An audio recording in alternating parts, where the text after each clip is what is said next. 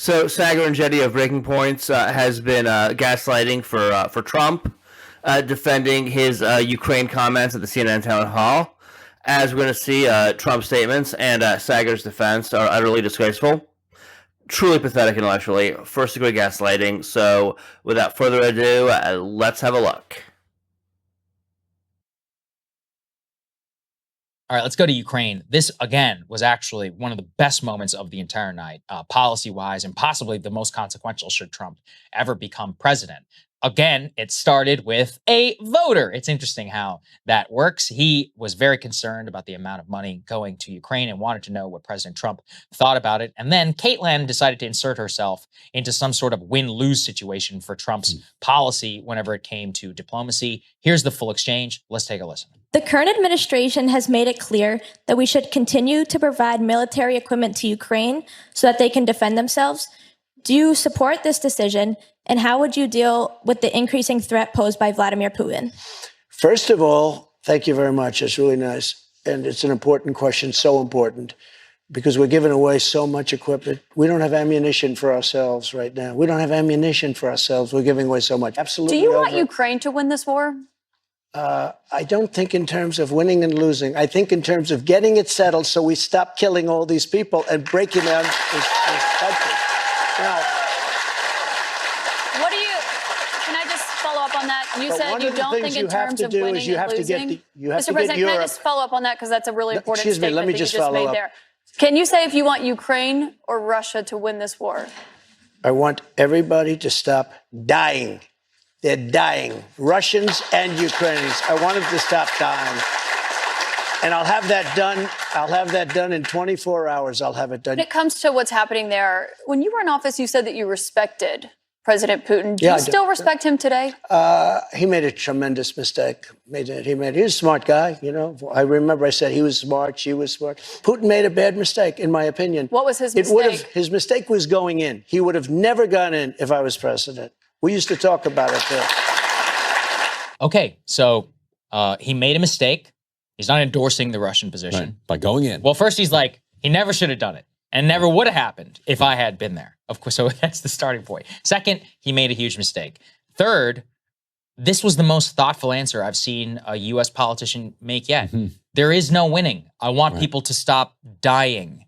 Whenever he says, the other, funny thing is that if you say, quote, I want Ukraine to win this war, well, what does that mean? Do you want Ukraine to invade Russia? Do you want Ukraine to fully take back all of its territory pre-2022 or pre-2012? Because those are actually, which borders? It's like talking about Israel. They're like, with settlements. I'm like, well, 67, 45, whatever. It's like Balfour Declaration. They're like, there's a lot of different ways that we could talk about it, right? And that's why it's a nuanced answer. It was the best answer I've heard yet. I want everyone to stop dying. I want to bring the conflict to an end. And actually, the admission by the press and by the freak out over this is that anything that you say where I want the war to end and not necessarily 100% on the terms that Ukraine wants is some sort of capitulation towards Russia.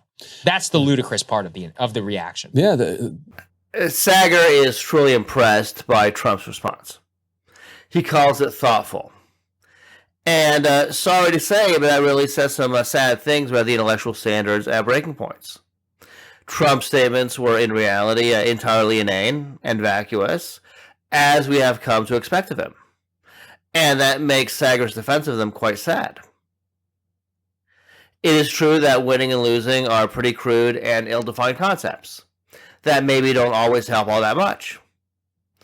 So if you want to say, well, let's not think about the Russian invasion of Ukraine in terms of winning and losing, I've got a more sophisticated, nuanced framework whereby to think about those issues. Well, that might be fine, but Trump doesn't offer anything resembling that. He doesn't give us a more nuanced framework. Instead, he tells us, A, dying is bad, and B, I'll solve the problem in 24 hours. So Trump has given us this utterly banal claim and this utterly ridiculous one, and yet Saagar elects to dignify this as thoughtful. So that's why I said it's gaslighting. It's gaslighting in the literal sense.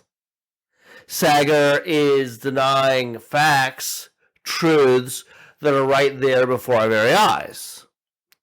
What Saagar likes to dignify as thoughtfulness is in reality Trump's cowardly refusal to answer a simple yes-no question about whether he supports the aggressor or the victim, indicating he supports the aggressor. The correct answer from anyone fit for office is, of course, I want Ukraine to win.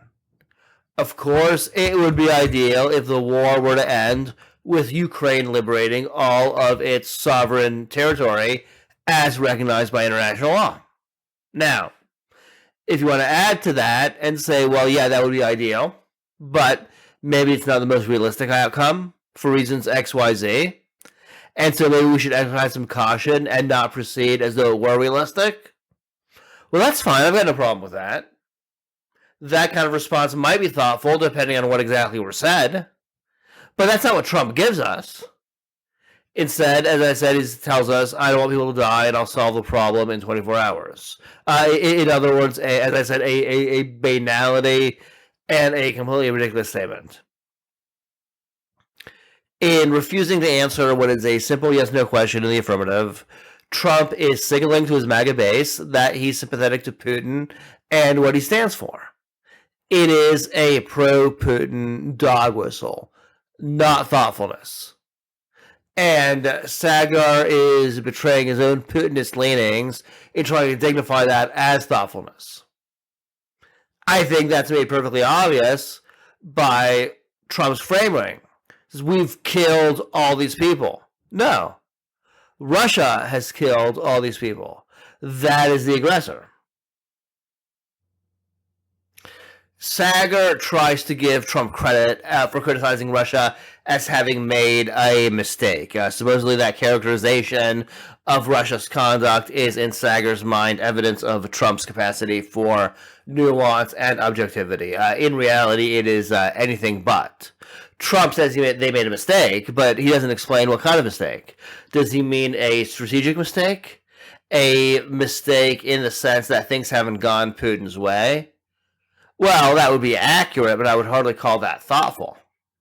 It's, in fact, completely obvious given the mediocrity of Russia's military performance and the invasion's long-term economic and demographic ramifications for Russia. Conspicuously absent from Trump's response is any moral condemnation of the invasion. And the purpose of that conspicuous absence is, of course, once again, to signal to the MAGA base that Trump is sympathetic to Putin and his embrace of traditional values. Conservatives have always understood domestic issues in terms of this struggle between the ordinary American, the ordinary traditionalist, and the liberal elites. What's new is that this is now informing their foreign policy understanding as well. So in the conservative eye, Putin's invasion of Ukraine is essentially his resistance to the liberal elites, their common enemy. We hear this refrain from both the Putinist left and the Putinist right, that the most important thing is to keep people from dying, to end the deaths. Let us be clear. This refrain is nothing more than another Putinist dog whistle. If the sole purpose was to minimize deaths at any price, the peace plan would be West cuts off aid to Ukraine, Ukraine surrenders, apologizes for resisting Russia, compensates Russia, agrees to a puppet government. In exchange, Russia promises not to kill too many more Ukrainians, assuming they remain compliant. In reality, many Ukrainians would resist. There would be an insurgency. And then, therefore, there would be harsh repressive measures from Russia, killing thousands of Ukrainians per year. Even so, yes, if you were to add up the total body count, both Ukrainian and Russian, under those circumstances, after a surrender in the context of an insurgency, that total body count might be less than it is right now in full unconventional warfare, with missiles crashing into apartment buildings. So that is what a plan premised on death minimization might look like.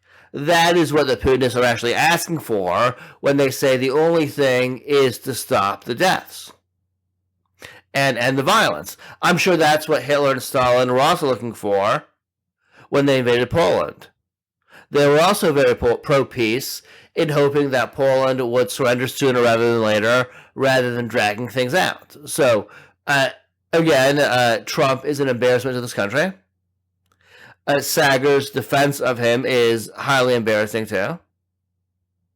I know that Saagar and Breaking Points, they get a lot of credit for being outside the mainstream. But I hope you've seen today that what may hold itself out as rebelliousness is really just pure gaslighting, nothing more. So thanks for watching. Please like and subscribe. Help me grow the channel, and I will see you next time. Thanks very much.